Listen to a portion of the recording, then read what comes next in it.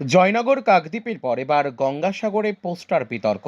মন্ত্রী বঙ্কিমচন্দ্র হাজরার জামাই তথা সাগর পঞ্চায়েত সমিতির সহসভাপতির বিরুদ্ধে দুর্নীতির অভিযোগে চাঞ্চল্য।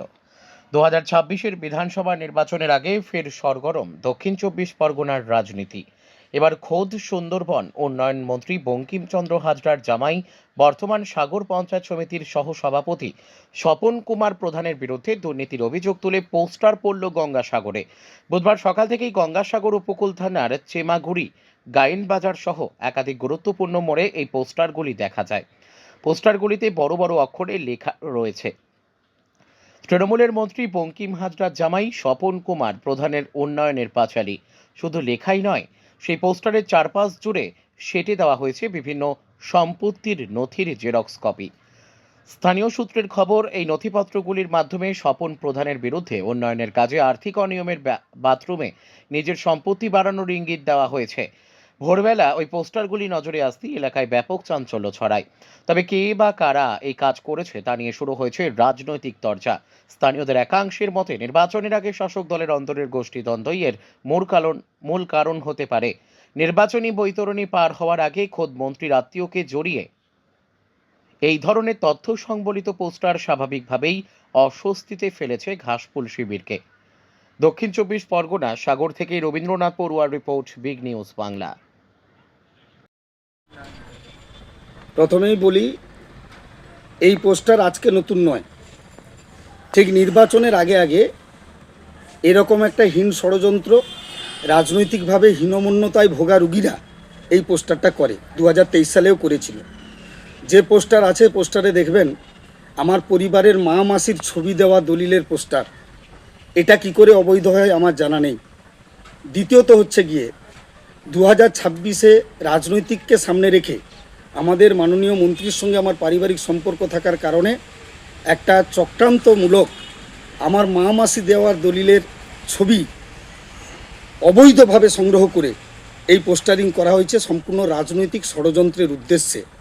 একটা মানুষের ব্যক্তিগত রুটি রুজির প্রশ্নে রোজগারের সম্পত্তি জনমানসে প্রকাশ এটা বাধ্যতামূলক নয়।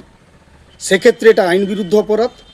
যারা এই হীন ষড়যন্ত্র রাজনৈতিক উদ্দেশ্যে করেছে তাদের বিরুদ্ধে প্রশাসনিক ব্যবস্থা, অবিলম্বে শাস্তির ব্যবস্থার দাবিতে আমি আমার প্রশাসনিক ব্যবস্থা গ্রহণ করব এবং এই ষড়যন্ত্রের বিরুদ্ধে ধিক্কার জানাচ্ছি। এই ঘৃণ্যতম জঘন্য অপরাধের বিরুদ্ধে আমি ধিক্কার জানাচ্ছি। আপনার নাম, পরিচয়? আমি স্বপন কুমার প্রধান, সহকারী সভাপতি, সাগর পঞ্চায়েত সমিতি।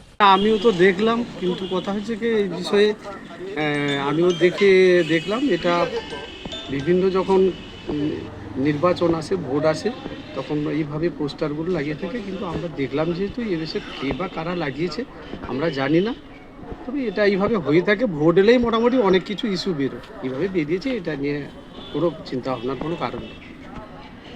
কি নাম আপনার? সুব্রত দাস। দেখুন, সারা পশ্চিমবাংলাবাসী তৃণমূলের উন্নয়নের পাঁচালি শুনেছি, আর এখন সাগরদ্বীপের মানুষরা দেখছে শ্বশুর জামাইয়ের উন্নয়নের পাঁচালি। এবার সুন্দরবন উন্নয়ন মন্ত্রী কি বলবেন? আমরা অনেকবারই বলেছি যে তৃণমূল কংগ্রেস উন্নয়ন করেছে, উন্নয়নটা করেছে তার দলীয় নেতা নেত্রীদের বাড়ির উন্নয়ন হয়েছে। এ যা দেখছি, এ তো কোটি কোটি টাকা সম্পত্তির মালিক হয়েছে। কি ছিল সুন্দরবন উন্নয়ন মন্ত্রীর জামাই? এখন এত টাকা সম্পত্তির মালিক হলো কি করে? ইমিডিয়েট সিবিআই এবং ইডির তদন্ত করা উচিত। আসল সত্য বেরিয়ে আসবে, কোথা থেকে টাকার এত উৎস। আর এটা সাগরদ্বীপের মানুষজনেরা দেখছি।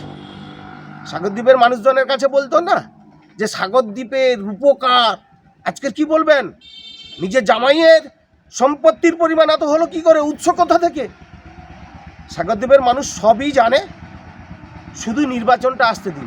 নির্বাচনে দেখতে পাবেন এই তৃণমূল কংগ্রেস একটা দুর্নীতিগ্রস্ত, এবং শ্বশুর জামাইয়ের যে উন্নয়ন হয়েছে, তৃণমূল নেতাদের যে উন্নয়ন হয়েছে, এর বিরুদ্ধে মানুষ কিন্তু তার যোগ্য জবাব দিয়ে দেবে।